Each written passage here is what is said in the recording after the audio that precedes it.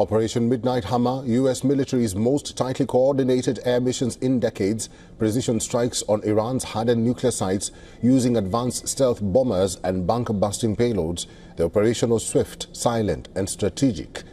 Here's how the mission unfolded.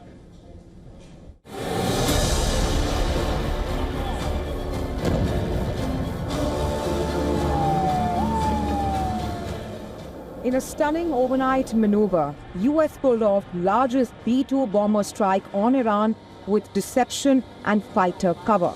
Operation Midnight Hammer, a bold and precision strike targeting Iran's nuclear infrastructure. Months in the making, the complex and high-risk mission involved over 125 aircraft and bombers deployed over the Pacific as a decoy. Before dawn broke in Iran, 8 KC-135 Stratotankers took off from Altus Air Force Base in Oklahoma towards V Air Force Base in Missouri, the ultimate home to the deadly B-2 Spirit stealth bomber fleet. Just hours later, 7 B-2 stealth bombers were already airborne. The silent giants were flying undetected across thousands of miles in West Asia. But not all planes headed east. To deceive Iran's defenses, a segment of the bomber fleet flew into the Pacific, creating a decoy trail, known only to a handful of military planners in Washington, D.C. In a surprise assault, 7 B-2 bombers under strict radio silence entered Iranian airspace. The lead bomber fired first, launching 2 massive bunker-buster bombs towards the Fordo facility at 6:10 a.m. local time. Within minutes, the remaining bombers released their payloads. In total, 14 bunker busters struck Fordo and Natanz. Moreover, at least 24 Tomahawk cruise missiles fired at Isfahan nuclear site from U.S. naval assets offshore. The mission was accomplished in a matter of just 25 minutes. Each stealth bomber is equipped with a 30,000-pound bunker busters. It is designated to penetrate up to 200 feet of earth or 60 feet of reinforced concrete. The only weapon that could have reached Fordo nuclear site that is buried deep in a mountainside. US says the initial battle damage assessment indicated all 3 sites sustained severe damage, but it is too soon to say whether Iran still retains some nuclear capability. I know that battle damage is of great interest. Final battle damage will take some time, but initial battle damage assessments indicate that all 3 sites sustained extremely severe damage and destruction. But Iran claims no significant damage at the nuclear sites. It has vowed to retaliate. There is no red line that they have not crossed. And the last one, and the most dangerous one, happened only last night, when they crossed a very big red line by attacking nuclear facilities. I don't know how much room is left for diplomacy. We are now calculating the damages. US has sent out a larger message to Iran: seek peace or face greater force. As President Trump has stated, the United States does not seek war. But let me be clear. We will act swiftly and decisively when our people, our partners, or our interests are threatened. Iran should listen to the President of the United States and know that he means it, every word. The ball is now in Iran's court. Escalate or de-escalate, it faces grim choices for now. Bureau Report, WION World is One. Mr. James Jackson is a defense journalist and also political analyst, is now joining us live from Berlin. Mr. Jackson, thank you very much for making time for us and welcome to the program. You are talking at a time when Iran sought an emergency meeting of the United Nations Security Council over U.S. strikes. And actually the meeting is ongoing right now. I'll just read part of the statements made by America and Russia. And according to America, they say that Iran stonewalled their good faith efforts in recent negotiations. Iran should not escalate now. And Russia says US has opened a Pandora's box. Nobody knows what new catastrophes and suffering it will bring. How effective are these resolutions by the United Nations? Generally, United Nations resolutions in an era of bloc conflict are not that useful because, quite simply, one major ally can block it. If they're a member of the Security Council, that's in many cases, in Israel's case, often the US, Russia, which of course has launched war of aggression in Ukraine, can use theirs. China could use theirs. So ultimately, the UN has not been the most useful institution at keeping peace, which is tragic when you look at the UN's history. But if you look at the world around us today, I think there are serious questions about how effective the Security Council in particular has been, and how relevant it is that we still maintain a special privilege for a number of states which were effectively the victors in World War II. So Germany, where I'm joining you from, wants to join the Security Council. That's a long-term aim of it. But I don't think we should get distracted from the bigger picture here, which is, the US is claiming in that statement that Iran shouldn't escalate. But surely it was the US that escalated this morning by dropping bombs on Iranian nuclear facilities. So in fact, the United States, Mr. Jackson, the United States says any Iranian attack, direct or indirect, against Americans and American bases will be met with devastating retaliation. What message is America trying to send here? Because Donald Trump said that it's time to give peace a chance.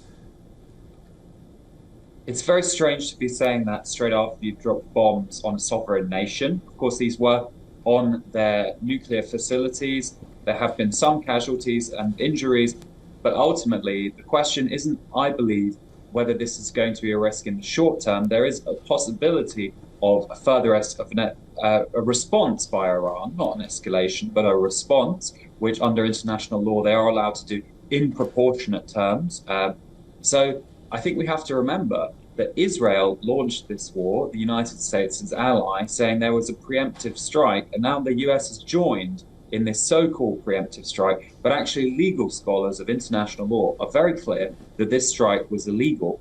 Preemptive strikes have to be, for them to be justified, that Iran has to be, firing up its nukes as we speak. It would have to be, and that wasn't the case at all. So they were a number of weeks away of serious production from being able to produce nuclear weapons, if they were able to at all. Nuclear enrichment is a process that takes a while. Of course, Donald Trump walked away from the nuclear deal with Iran. So a number of years ago, and since then, Iran has been enriching its uranium. They got back around the table, and that's when Israel attacked. So the questions, as well as any short-term escalation between the US in the region, Israel, Iran, other allies who could get dragged into this, is what will Iran's future look like in the medium term if the people and the regime as well do not believe in negotiation, because that shows weakness and allows the US and its allies in Israel to attack further. Mr. Jackson, talking about negotiations and also talking about the future of Iran, we are seeing the Iranian foreign minister continuing with his outreach program. Now he's in Russia. He says that the United States and Israel bombed diplomacy. I think the fact that he's visited Russia does tell us something. Russia has been in this conflict and its flare-up strategically quite silent so far, but that's changed today as the US, dropped some of the biggest bombs that it has done in decades, dispatching B-2 bombers, which are incredibly powerful with military hardware, which you can see them on the screen there, which Israel does not have. Now, Israel is very capable military, especially in terms of Air Force, its missiles, but the B-2 stealth bombs are another level above that. The payload of their bombs is over 18,000 kilograms. So really, this is a strike that only the US could make, because they're the only superpower which has B-2 bombers that is involved in this conflict. Iran cannot strike back at the US in the same way, which means it's quite, somewhat of an asymmetrical conflict. However, Iran has voted to the Iranian parliament has recently voted to close the Straits of Hormuz, which I think show that their response will be more than just military, it will also be economic, because closing the Straits of Hormuz will send oil prices shooting up. So, you know, they're dealing with whatever possible responses they have. It's unclear if it will be a military response. Historically, Iran has not, despite what many people say, outside of its borders, it's not the most aggressive actor in the region. Right. They quite often threaten response without really following through. They promised a number of days ago a threat that the world would never forget. And in fact, nothing happened. Nothing worth mentioning happened. So Iran is looking for diplomacy, but I think this is a strategic defeat for them, and it does make the regime look weak. But the question is, in this powder keg that is the Middle East in 2025, what's going to fill that vacuum? Iran has been weakened by Israeli strategic strikes against its allies in Syria, the Assad regime, which fell late last year, as well as Hezbollah. So Iran was very much on the defensive. Most analysts don't think that they were seriously looking to use nuclear weapons, but of course they had been ramping up their nuclear program, which Israel sees as a major threat. Benjamin Netanyahu has historically viewed Iran and portrayed Iran to both the US and the Israeli people as Israel's principal threat, more than Hamas. You know, that left him looking quite stupid after the Hamas October 7th attack.